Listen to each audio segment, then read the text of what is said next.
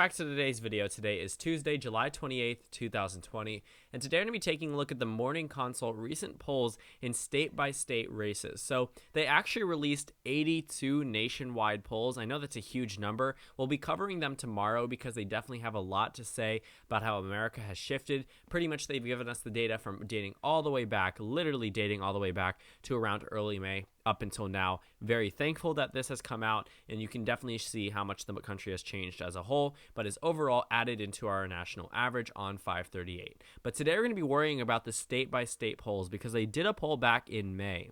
And they did one. There were a number of polls released today, so they're going to be all jumbled up, but we're looking at the statewide one. So only the polls with statewide races on the side. And we're looking at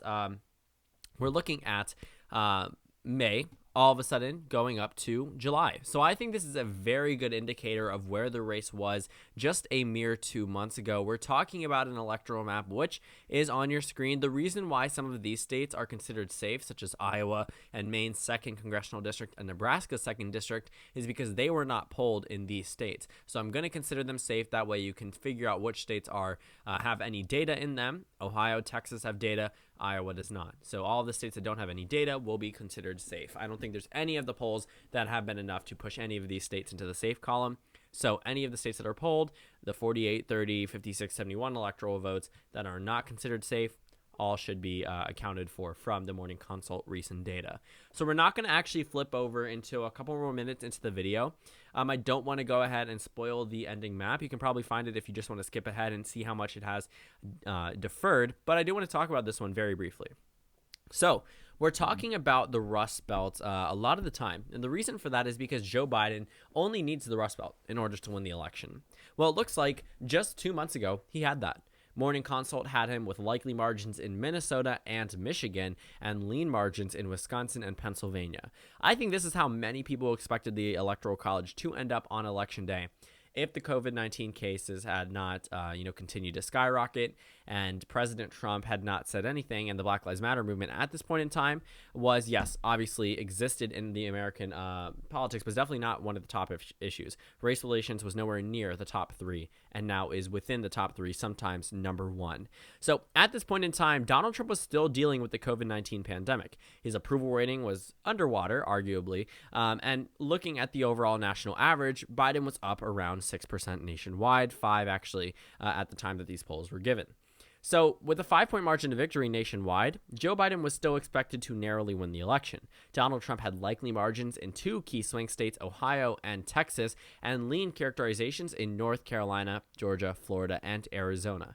Keep in mind, all of these states, except for Ohio, have actually flipped parties, which we will see visualized once we actually go ahead and take a look at the map, because that is huge. The fact that Trump is now underwater in Texas is an entirely different story. We'll likely cover that video tomorrow. But for Joe Biden to have dramatically outperformed these numbers from just 2 months ago gives us a very general idea as to how this election is going and what direction it's actually going in.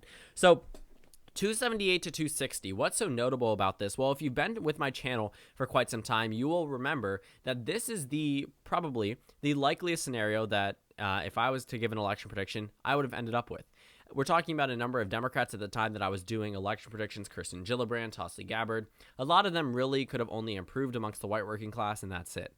Joe Biden is definitely a very good candidate, and Donald Trump definitely isn't. Yes, he was able to defeat Hillary Clinton, but there were decades of baggage on her that a lot of people are trying to tackle onto Joe Biden, and the only thing that they can really attack him for is either China relations or his mental capability to hold office. We really see nothing else. There's no email scandal, there's no Benghazi, and the approval rating polls are reflecting that Joe Biden is considerably more liked than Hillary Clinton nationwide, which is the main reason why Donald Trump is losing the vote of those who dislike both candidates. I think that actually needs to be mentioned as well. The recent CNN poll came out with, not a CNN poll actually, I think they're just analyzing an NBC and I believe Monmouth University poll. Pretty much they've asked voters if they do not like both candidates, they don't have a favorability rating for or a favorable viewpoint of Donald Trump or Joe Biden. Trump won this same electorate in 2016 by 17%, according to CNN exit polls. In 2020, he's losing it to Joe Biden by 58%. That's not saying Joe Biden is getting 58% of the vote. He's getting 58% more than Donald Trump in a group that he carried by nearly 20% 4 years ago. So this is actually a very small portion of the electorate, but it really shows you how much Joe Biden has considerably improved off of Hillary Clinton's numbers just 4 years ago. So looking at this map, let's talk about the map from July. This is May, 278 to 260. This is July. 372 to 151. 200 plus electoral votes separate these candidates. Before, 18. Now, look at that. 21 electoral votes separate them. Insane. This is crazy. We saw a flip in states such as Arizona, Georgia, Florida, Texas, and on the overall average, now North Carolina. We've seen these states go from Trump lean states, Trump likely states, down to lean, toss-up, or even lean Democrat, or even likely Democrat. Arizona went from lean Republican to likely Democrat. That's a huge shift. Texas went from likely Republican to lean Democrat. It's Texas. It's 38 electoral votes. This is what I used to call the Republican Party's California. I would repeat that just because of the fact it really was. And now it looks like at this point, they're pushing it away. And now whether this has to do with an increase in Democratic support from the suburban voters that very well could return to the GOP, you also have to account for the fact that there are way more minority voters that are outraged because of President Trump and are voting. So these people, they're angry at President Trump. These minority voters that voted for Obama in 2008 and 2012 but didn't vote in 2016 because they didn't feel inspired by Hillary Clinton. Nobody cares if they're inspired by Joe Biden now. Donald Trump is making them inspired. He's driving up their numbers. He's driving up Democratic registration nationwide. What notable thing have you seen Joe Biden do this election season? Yes, he's had a number of good speeches, and obviously some people say that he messes up some point in time. Both candidates do. But Joe Biden has not fundamentally shifted this election. Donald Trump has. Everything that he says trickles down, and we're seeing the same exact states, the same exact voting groups that were giving Trump's 260 electoral votes, which is not even good, but it's considerably better than where he is right now. He goes from 260 down to 151 amongst the same states that landed him a victory 4 years ago, amongst big states as well. He's likely in the Rust Belt. Joe Biden's likely in the Rust Belt states that Trump carried.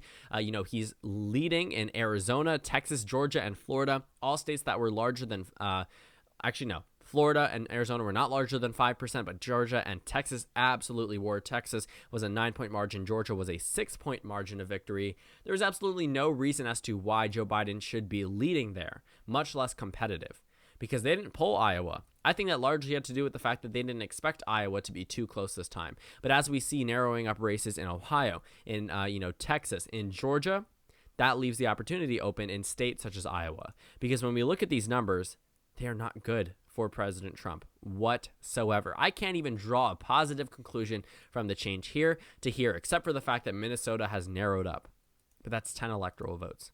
Who cares if Biden's winning 38 more, 11 more, 16 more, 29 more, 15 more? Add it all up. Who cares about the Rust Belt at this point? You could literally flip all of these states. Wouldn't matter. Biden would still win because he has since expanded the Electoral College map. We were talking about time and time again, how can Biden win the Rust Belt? How can these potential Democratic nominees win the election?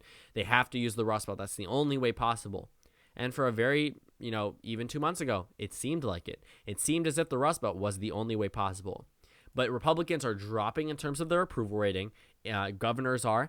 Donald Trump's approval rating is dipping dramatically. He's negative 20, I believe, in terms of coronavirus handling. Back in late March, he was up 11% nationwide in that group.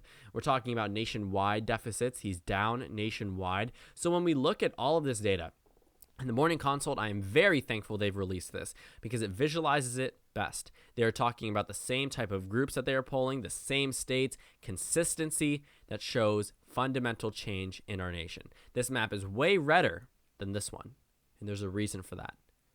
I wouldn't say that Biden's campaign tactics have put him here. Obviously, good political ads and being able to convince a number of Republicans to endorse him officially definitely could push over some Romney and McCain Republicans that were iffy about Trump in 2016. But if we're looking at this, Donald Trump is single-handedly ending his own election campaign. All those tweets, everything that he said at press conferences, all of the things that he said, none of them have really helped him at this point in time. Dividing the nation may have worked 4 years ago. And this is not me personally attacking President Trump. We can pretty much all agree both candidates did a lot that ended up dividing the nation. And it worked because Donald Trump was able to win the election on that. I honestly think that's the same type of campaign tactic that he's running now. But unfortunately for him, America seems to be a little bit more unified, and this time behind Joe Biden. Again, we're talking about a completely different election, so I won't directly compare this to 2016, other than the fact that Joe Biden is considerably outperforming Hillary Clinton in every single state. Every single state. Looking at the national average, Biden is up 8% nationwide. Where was Hillary Clinton 4 years ago? She was up 4% today. Okay, and even that she never even hit the 50% mark that Biden hovers around consistently. Hillary's peak was 48% 2 weeks before the election. Trump is at 44%, so it was still a 4-point margin of victory. She ended up leading by 3% on election day, won by 2. So if we adjust for that, Biden still wins by 7, if that's the same scenario, which would land him in the White House without a doubt. These morning consult polls only reiterate what I've been saying. Donald Trump has since pushed America away from him, and we've seen it live. We've gotten front row seats to the shape-shifting electoral map that has gotten bluer and bluer and bluer. So thank you guys so much for watching this video. Make sure to comment down suggestions below. Subscribe on the left if you haven't already, and check out the Instagram and Twitter. On your screen, there should be a video you can go ahead and watch, and then a 2020 election predictions playlist. You can go ahead and watch them again. I think it's really fascinating to see how much they've changed over time. Again, thank you guys so much for watching this video, and I will see you all tomorrow.